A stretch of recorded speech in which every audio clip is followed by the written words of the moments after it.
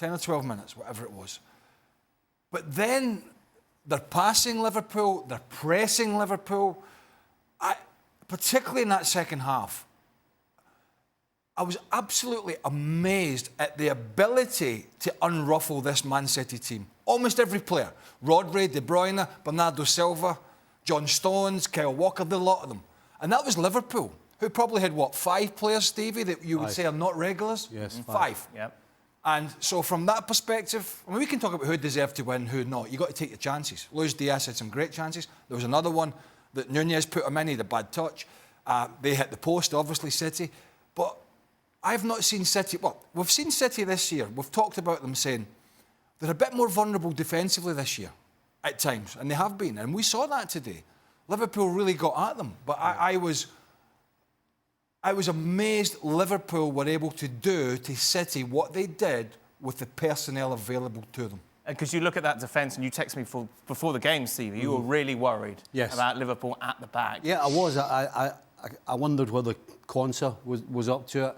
Obviously, Joe Gomez is really solid, playing left back. And let's not forget, Conor Bradley's still a kid. You know, it almost seems like he's not, but he really is. And so that was the only thing I worried about. I looked at the middle of the park and I thought, I like the look of that. Right. And to Craig's point, I've never seen Man City's midfield become invisible for as long a period as they did in the second half. Yeah. I think there was a little period of 5 minutes around the 70th minute mark where the game actually seemed to slow down just for a couple of minutes, and then it went back to the 100 miles an hour. But I've never seen these guys, Rodri in particular, disappearing from a football match. Haaland is 16 foot tall, and I forgot he was on the field. Phil Foden had his chance, but other than that, again, second half, you never saw him. And that was down to Liverpool. I mean, you talk about a culture. That's when you know there's a proper culture at a football team. When you've got 5 players playing who wouldn't normally in such a big game, but every single person did their job at the right time. The closing down was perfection. Everybody was closing down together. Everything they did was together. When they sat off together. Everything was together. That's a culture. That just doesn't happen every now and again. When you have... The bottom line is when you've got as many players who probably wouldn't start and you can perform like that, tells you what the whole club's like. The question is, what's it going to be like when Klopp goes? Well, we'll find out at the end of the season. A lot of football to be played between now and then. Robert, what did you make of the game?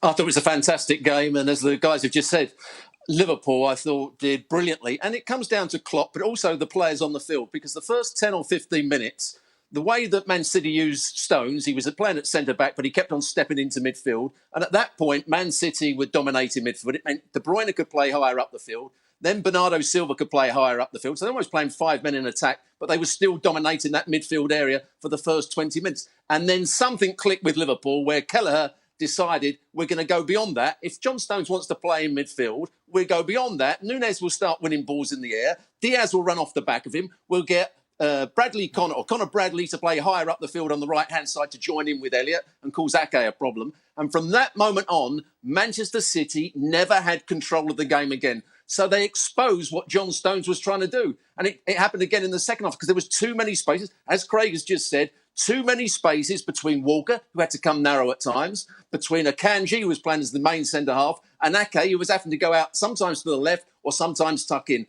And that was exposed time and time again by brilliant Liverpool play on the counter-attack, but also winning the ball back high up the field and playing through those spaces. Conor Bradley got caught twice in the first 10 minutes high up the field. And City exploited the space. They didn't have the end product. And you thought, oh boy, this could get a little messy. If he's trying to push on, they've already looked at that and went, right, we'll just stick it in behind there, and that's going to stretch them.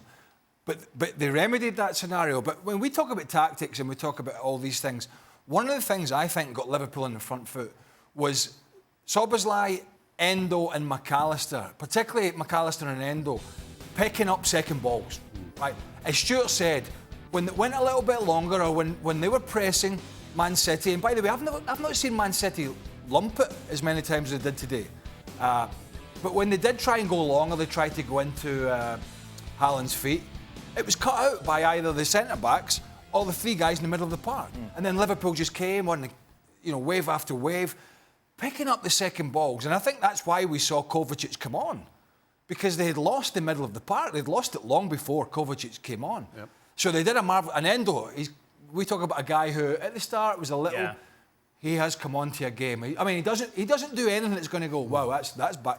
Everything he does is tidy, it's workmanlike, it's very efficient, and he lets others go and do what they're going to do. But, honestly, from Liverpool, and Stevie's right, I was thinking this myself, I do not think there is another manager, including the guy in the other dugout, who could get as much out of this Liverpool or any side with the problems that they've got to play the biggest match with arguably the two biggest teams in Europe at the moment, two of the best teams in Europe, to play at home against City like that with these players, with this personnel, and be wave after wave after wave. I wouldn't say City were hanging on, but I tell you what they were doing at the end. Happy to waste time. Most definitely. We saw that try and slow the game down. Throw-ins up. Yeah. They were happy in the end because they had got a big bloody nose.